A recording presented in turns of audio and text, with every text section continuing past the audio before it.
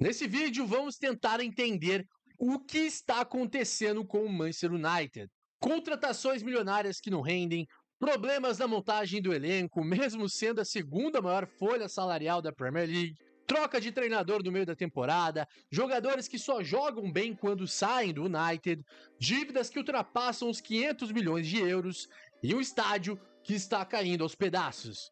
Como que um clube que já foi um dos maiores da Europa, já conquistou 3 Champions Leagues, 20 títulos da Premier League, 2 títulos mundiais, é um dos clubes mais ricos do mundo, como que o United chegou a esse ponto?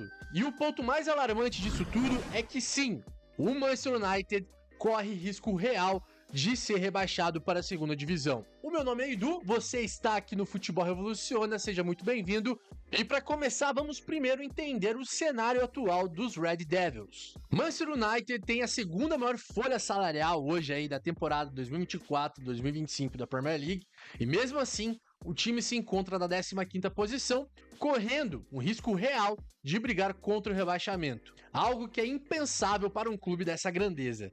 E o pior, pela bola que o time vem jogando, essa preocupação não é exagero, é realidade. Na última temporada, mesmo conquistando a Copa da Inglaterra, o United terminou a Premier League em 8º lugar, sua pior colocação na era moderna do campeonato. Ainda assim, a diretoria do Manchester United resolveu dar mais uma chance a Erik ten Hag.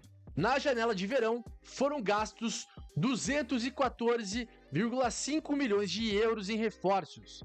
Mesmo assim, o time não conseguiu reagir nessa temporada. Pelo contrário, após 9 jogos, o United caiu ainda mais na tabela, chegando à 14ª posição com ten Hag. Sem argumentos para manter o treinador, a diretoria decidiu demitir o holandês. Após a demissão de ten Hag, Van Nistelrooy, ídolo do clube, assumiu o clube interinamente e depois de 10 jogos, trouxe Ruben Amorim, técnico que fez um excelente trabalho no Sporting de Portugal. O United pagou 10 milhões de euros para tirá-lo de Portugal, esperando uma reviravolta. Mas, até agora, 15 jogos depois, o rendimento segue abaixo do esperado e o time, hoje, no momento que eu estou gravando esse vídeo, está na 15ª posição, pior até de quando o ten Hag saiu. Para entendermos melhor como que o clube chegou nesse cenário, primeiro precisamos entender os pontos que levaram o clube até esse momento catastrófico. O primeiro grande erro do United foi trocar de técnico aí no meio da temporada. A diretoria do Manchester United deveria ter demitido o ten Hag logo após o final da temporada passada, pois o desempenho do time na temporada passada já não era dos melhores.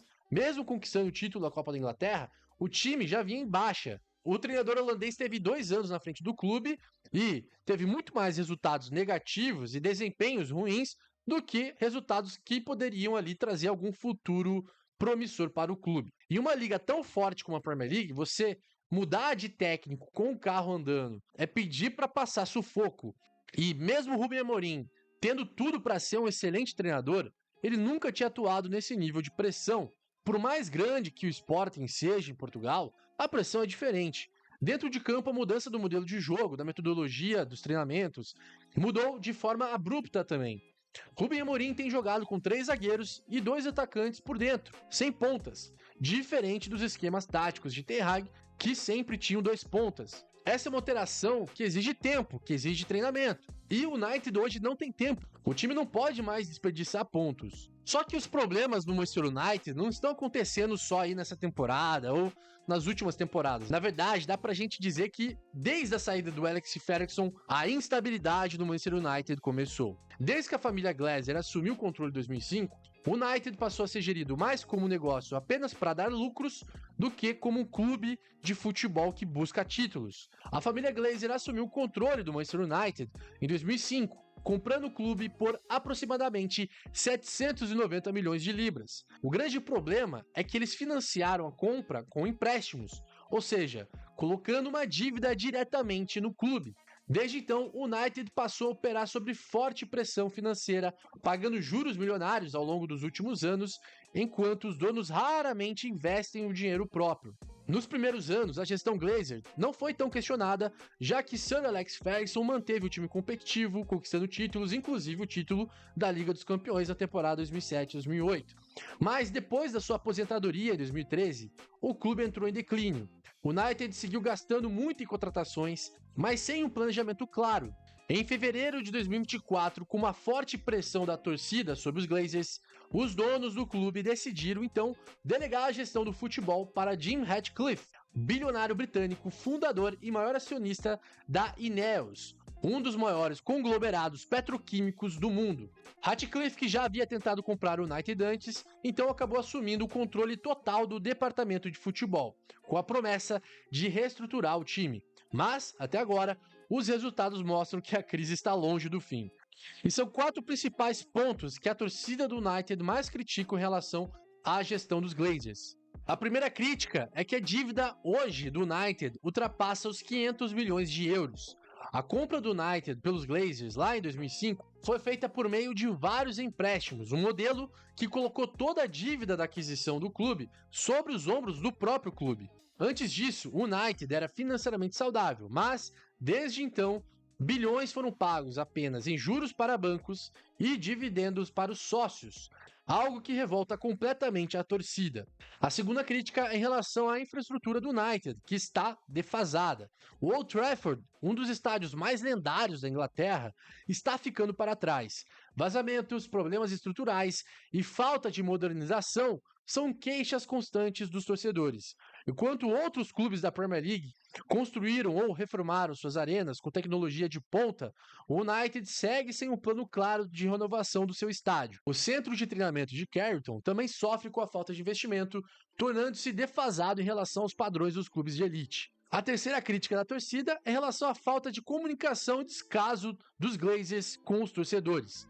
Os Glazers são conhecidos também pela sua postura distante e pela falta de transparência na gestão do clube. Raramente se comunicam com os torcedores e não demonstram nenhum envolvimento com a cultura e tradição do Manchester United. A falta de diálogo e as decisões impopulares levaram a protestos constantes, com a torcida pedindo a saída da família do comando do clube. O sentimento dos torcedores é de que o United se tornou apenas um negócio lucrativo para os donos, sem preocupação real com a torcida e com o futebol do clube. E a quarta crítica é que falta um plano de futebol sustentável. Desde a saída do Alex Ferguson, o United nunca conseguiu definir um modelo de jogo claro. Foram várias mudanças de técnicos, diretores de futebol e filosofias táticas, resultando em uma gestão inconsistente e sem planejamento a longo prazo. Enquanto clubes como Liverpool e Manchester City estabeleceram projetos sólidos e sustentáveis, o United segue apostando em soluções de curto prazo, sem criar uma base para retomar sua grandeza. E é justamente esse último ponto que vamos destrinchar aqui. Então, os Glazers, agora tendo o futebol sob o comando do Jim Ratcliffe, eles tentam encontrar um treinador que assuma o papel de General Manager, o mesmo papel que o Alex Ferguson teve por mais de 25 anos sobre o clube. Alguém que não apenas comande o time em campo, mas também tem autonomia total sobre a categoria de base, sobre as contratações, sobre a gestão do elenco. E o erro de tudo isso começou já em 2013, né, após a saída do Alex Ferguson, com a escolha do David Moyes, um técnico que, em 10 anos de Everton, não conquistou nenhum título. Então, como que o United, para substituir o Alex Ferguson, aposta num cara que não conquistava nada? Eu sei que foi uma escolha que teve o aval ali do Alex Ferguson, mas, sendo bem sincero, não parecia ser a melhor escolha ali, a melhor solução para aquele período. E aí, sobre o comando do David Moyes, para surpresa de 0 pessoas, o clube, óbvio que não foi bem, e aí a família Glazer resolveu mudar de treinador, contrataram o Luiz Van Gaal, um técnico mais experiente, né, com mais bagagem, um cara com mais nome, né, vitorioso, só que também não deu certo. Então, foi aí que surgiu o nome do José Mourinho, que foi o que mais teve sucesso, né, nesse período pós-Ferguson, conquistando o título da Europa League, da Copa da Liga Inglesa e sendo vice-campeão da Premier League na temporada 2017-2018. Mas depois de brigas internas entre o Mourinho e diretoria, o clima já não estava mais dos melhores para o treinador português continuar no clube. Foi aí que o United novamente mudou de técnico. E aí veio o Solskjaer, o clube tentou apostar em um treinador que tivesse uma filosofia mais parecida do Alex Ferguson, que também não deu nem perto de dar certo. E aí o United demitiu o Solskjaer, trouxe o Ten Hag, até chegarmos aí no Ruben Amorim. E nesse período também teve alguns treinadores interinos, Ryan Giggs, Carrick, Van Nistelrooy recentemente. Enfim, então foram muitas mudanças de treinadores, todos com filosofias completamente diferentes. O projeto de futebol do United estava num ciclo vicioso. O técnico ia mal, era demitido, aí chegava um técnico novo com a mesma perspectiva, né, de ser um general manager ali do clube, de ser o cara que iria cuidar não só ali dentro de campo, mas também de toda a gestão do futebol do clube. Aí os treinadores do United tinham um aval para contratar os jogadores que eram de sua confiança, os resultados não apareciam, a torcida pressionava e o treinador era demitido. E aí, até hoje, o United continua nesse ciclo vicioso. Ou seja, o treinador que chega acaba herdando um elenco cheio de jogadores que foram contratados pelos treinadores antigos. E aí o novo treinador tenta impor o seu estilo de jogo, o seu modelo de jogo, também traz novos reforços e, inevitavelmente, a história se repete. Desde 2013, o Manchester United gastou mais de 1 bilhão de euros em contratações. E grande parte desse investimento feito sem um planejamento claro. O clube seguiu apostando em jogadores caros, que por muitas vezes eram jogadores que não iriam solucionar os problemas do clube. E olha, algumas dessas contratações ainda simplesmente foram bizarras e sem sentido. E sabe o que não faz sentido também? Não faz sentido você fazer a tua fezinha, fazer a sua bet sem você se preparar para os jogos, sem você entender o que você está fazendo. Por isso que eu vou indicar aqui a Neo IA. A Neo IA é uma inteligência artificial que vai te entregar prognósticos, dados, informações e tudo o que é necessário para que você sempre saia no green. Você pode se cadastrar gratuitamente, tanto pelo link que está aqui no comentário fixado ou pelo link que está aqui no QR Code. E sempre lembrando, galera, jogue com responsabilidade, apenas para maiores de 18 anos. E jogue apenas em casas regulamentadas pelo governo federal. Ah, e outra coisa, não vai usar aí o teu dinheiro que você usaria para pagar a conta para fazer a tua fezinha. É para usar dinheiro que você usaria para lazer, tá certo? Então, responsabilidade aí quando você for jogar. E tem outro ponto que também incomoda muitos torcedores do Manchester United, que é o fato de todo jogador que é contratado pelo clube, quando chega em Manchester, acaba não rendendo, acaba tendo confusão com o treinador, acaba, às vezes, se lesionando, né, quase não sendo aproveitado. Então eu vou pegar aqui a lista dos principais jogadores, né, que foram contratados aí nos últimos 12 anos, para a gente entender, né, que o buraco aqui do Manchester é muito mais embaixo.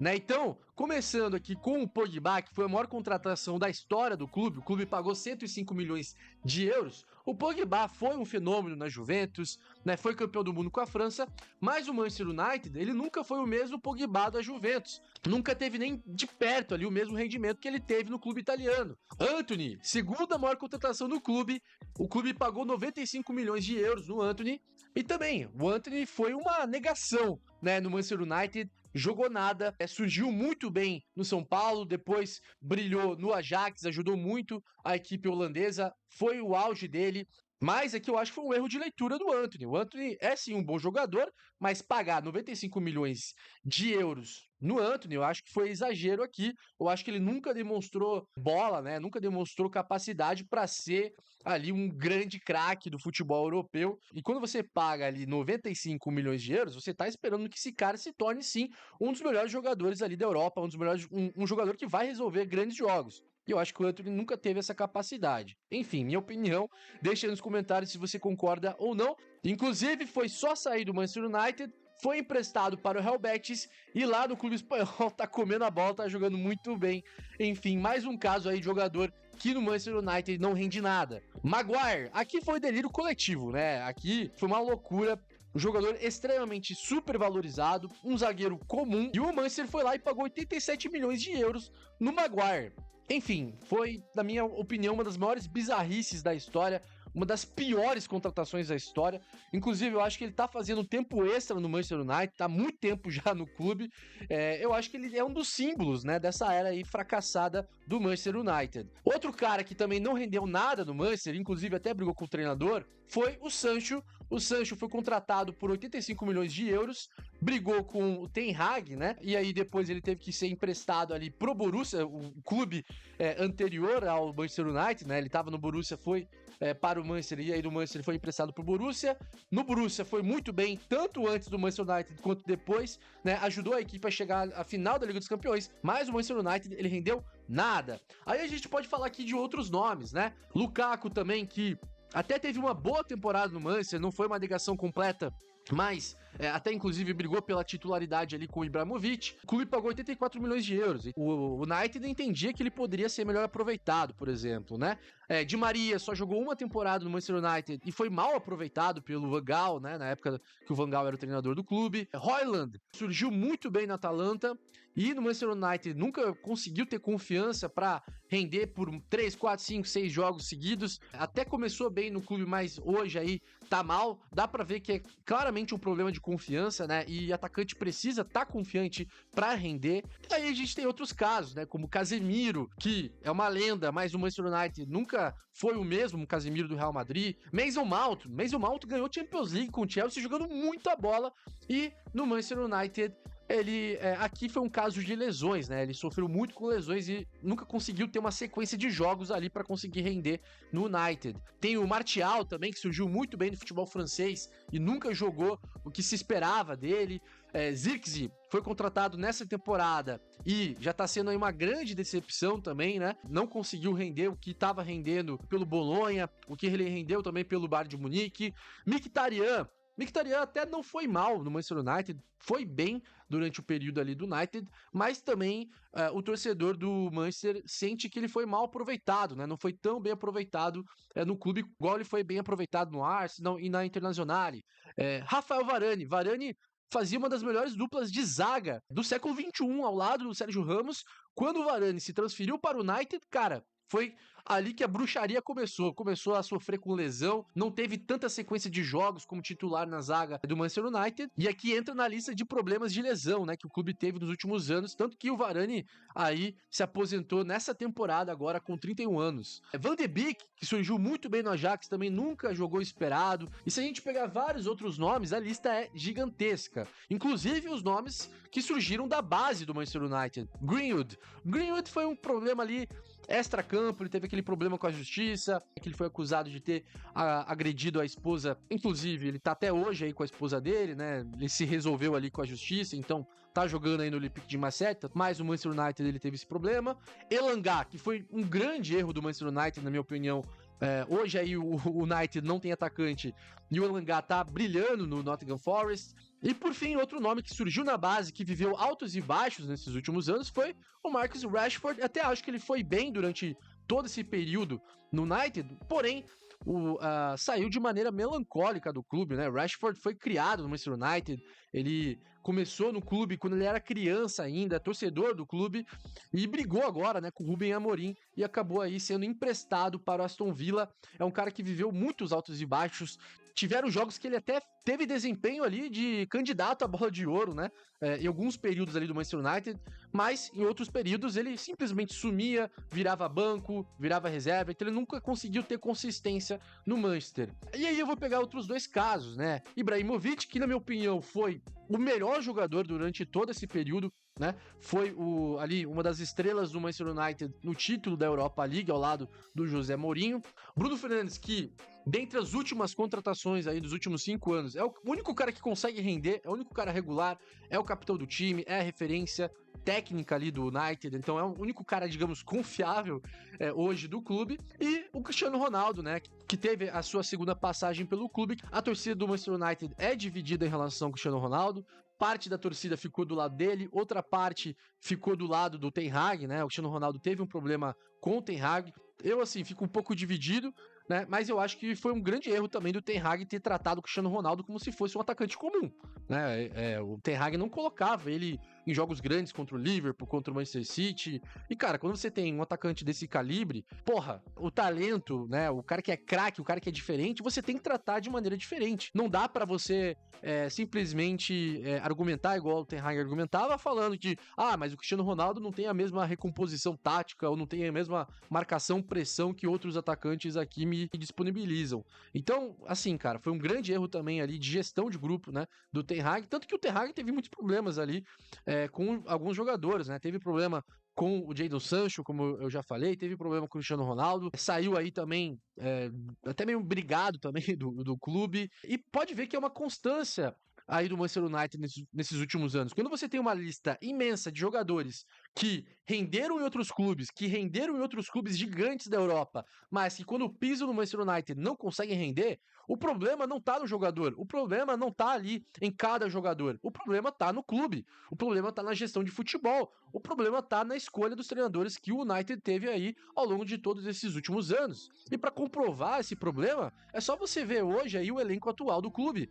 Hoje o Manchester United, como eu já falei no vídeo, é a segunda maior folha da Premier League e tem buracos em vários setores do elenco. Se você pegar ali no ataque, hoje, né, após o empréstimo do Rashford pro Aston Villa e o empréstimo do Antony para o Real Betis, hoje só tem 3 atacantes disponíveis, até porque o Amad Diallo, que vinha bem, se machucou e pode ficar de fora até o final da temporada, então só sobrou o Garnacho, Zirkzee e Højlund. Ou seja, o Manchester United tá tendo que colocar jogadores da base, né, para substituir esses 3 atacantes. O United não foi atrás de atacantes para repor a saída do Rashford e do Antony. Se você pegar ali na zaga também do Manchester United, você tem Lisandro Martinez, que vinha muito bem, mas se machucou e vai ficar fora até 2026. O Lindelof, que tá fazendo tempo extra no clube. Você tem o Maguire, que tá fazendo tempo extra no clube também. Aí você tem o Evans, que é um cara que tá há muito tempo já no United e hoje não consegue render mais, tem 36 anos. Então você tem problema ali na zaga, você tem problema no setor das pontas. O United não tem um centroavante confiável. O United vem errando ali na escolha dos técnicos. Até acho que não foi errado a escolha do Ruben Amorim. Foi errado o tempo que ele acabou indo pro clube, né? Ele acabou indo pro United na metade da temporada. Então ele não teve aquele tempo de convivência da pré-temporada em que o time se aprimora taticamente, né? Que um time começa a entender as ideias do treinador, né? Ele veio no olho do furacão no meio da temporada para buscar salvar ali o máximo possível a temporada atual do United. Enfim, é uma situação melancólica que o clube vive. Sim, o Manchester United tem risco real de ser rebaixado. Eu quero saber aí, então, a tua opinião. O que você acha que vai acontecer com o Manchester United? Coloca aí nos comentários, eu quero saber o que você acha aí da situação atual do Manchester United. Muito obrigado para você que ficou até o final do vídeo. Não esqueça de deixar o like, de se inscrever no canal, de ativar as notificações, ativar o sininho aí para você receber os próximos vídeos. E é isso, galera. Vou deixar outro vídeo aqui do Futebol Revoluciona para você continuar assistindo os nossos conteúdos. Muito obrigado, tamo junto, grande abraço, fui!